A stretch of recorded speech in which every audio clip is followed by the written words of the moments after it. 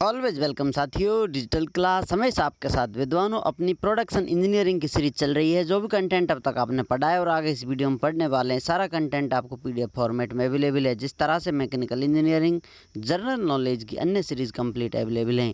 इन नोट्सों का इस्तेमाल आप SSC, RRB, state, JEE, GATE, BTech, AMI के एग्जामिनेशन के लिए कर सकते हैं। इससे पिछली वीडियो में साथियों हमने आपको प्रोडक्शन इंजीनियरिंग से इंट्रोडक्शन कराया था, किस प्रकार से दुनिया में आती है, किस प्रकार से इसकी शुरुआत होती है, क्या क्या हम करते रहते हैं। ये सब बेसिक जानकारी आपको फर्स्ट इंट्रोडक्शन वीडियो में दे दी गई है और क्या क्या काम किए जाते हैं। और हमने पार्ट स्टार्ट कर दिए थे सिलसिलेवार तरीके से, बारीकी से एक एक चीज़ को किस प्रकार से जानते पहचानते हैं, उसकी शुरुआत पिछली वीडियोज़ में कर चुके हैं। अब हम आते हैं साथियों मशीनिंग पर। मशीनिंग क्या होती है, मेटल कटिंग क्या होती है, हम पढ़ रहे हैं ऑर्थोगोनल मशीनिंग या मेटल कटिंग। तो अब यहाँ पर आपका वर्क पीस है, किसी फॉर्म में हो सकता है, किसी फॉर्मेट में हो सकता है, इस प्रकार का हो सकता है।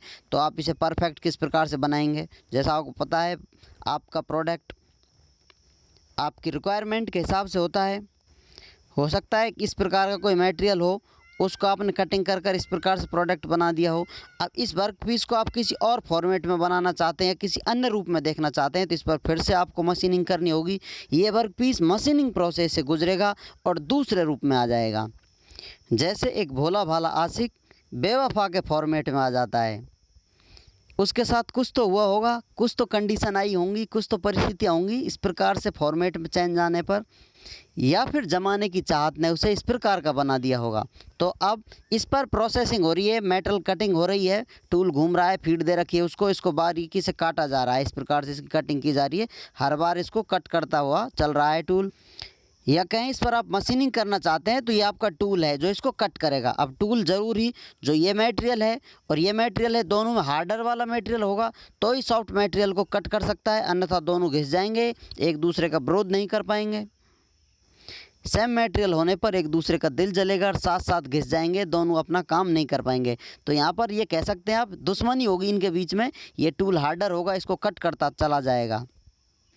अब स्टार्टिंग में आपका वर्क पीस इस प्रकार था, आप टूल लेकर आए, वो मशीन अरेंजमेंट होगा पीछे किस प्रकार से वो आगे आप जानेंगे। ये इसको कट करने के लिए इसको आप नीचे लेके आएंगे।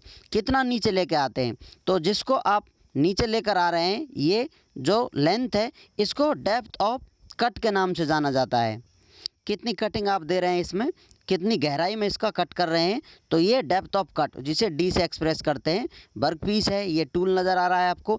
अब इसको आप कट करते हुए जाएंगे, इस प्रकार से आपने कट कर दिया, टूल इधर से जा रहा है, ये टूल बना हुआ है आपका। अब टूल आगे बढ़ेगा तो इसका कुछ पार्ट बाहर की तरफ निकल कर जाएगा, क्योंकि कट होगा।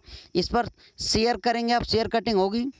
तो टूल आपका चलता हुआ जा रहा है, किसी एक पोजीशन पर आपने कह दिया ज़रा ठहरिए, हम आपकी तसल्ली से तबीयत जानना चाहते हैं आपके साथ क्या हो रहा है। उस पोजीशन में फ़ोटो खिंचाने के लिए दोनों एक दूसरे को रोक कर खड़े हुए हैं आपके सामने। तो आपको यहाँ नज़र आ रहा है ये वाली कंडीशन इसकी, किसी मशीनिंग प्रोसेस में इसको कट करते हुए आप चले आए हैं, इतना डेप्थ ऑफ कट दे दिया है। ये बहुत बारीक होता है, डेप्थ ऑफ कट जो है आपको जूम कर कर दिखाया जा रहा है, या फिर समझाने के लिए इस प्रकार से दिखाया जा रहा है। इतना मोटा कट मटेरियल होता नहीं है, बिल्कुल बारीकी से परत इसकी स्क्रैप्स कट कर दी जाएंगी। और जो मटेरियल कटेगा वो हटता हुआ ऊपर इस प्रकार से चिप के रूप में, वेस्ट मटेरियल के रूप में, स्क्रैप में निकलता हुआ चला जाएगा। अब एक ये वर्क पीस था आपका, दूसरा फ़ोटो खिंचाने के लिए रुका हुआ था, तो इधर आप आए हैं। यहाँ आपको कुछ चेंज नज़र आ रहा होगा इस वर्क पीस में। तो क्या क्या चेंज नज़र आ रहा है उस पर विचार करते हैं। जहाँ से मेटल कट हो चुका है, ये मटेरियल आपने कट कर दिया, तो इसको बोलेंगे मशीन्ड सरफेस। और आगे आप मशीनिंग कर रहे हैं, अभी की नहीं है, आगे जाके टूल आपको चला जाएगा, इसे भी हटा देगा। लेकिन इसको जब तक कटिंग नहीं होगी तो आप बोलेंगे अनमशीन्ड सरफेस।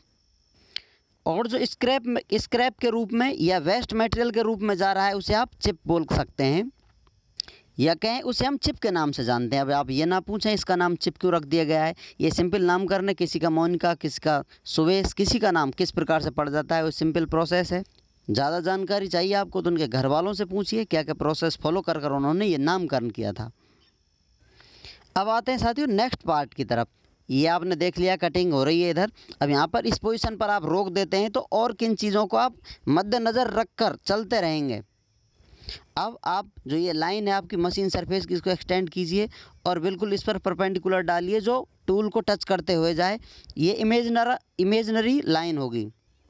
इस प्रोसेस को आप यहाँ देख सकते हैं।